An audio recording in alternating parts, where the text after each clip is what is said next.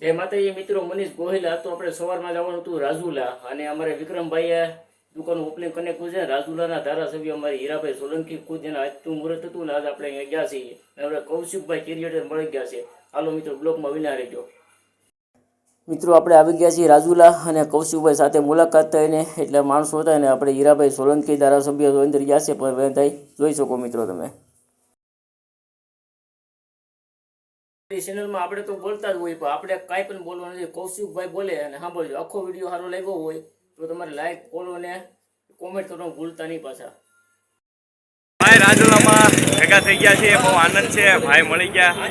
ભાઈ સરસ મજાના તમારા માટે વિડીયો બનાવે છે, તો થોડોક સાથ અને સહકાર આપજો. ચેનલને સબસ્ક્રાઈબ ન કરી તો સબસ્ક્રાઈબ કરી લો, અને એક મસ્ત મજાની કોમેન્ટ લખી નાખવાનો.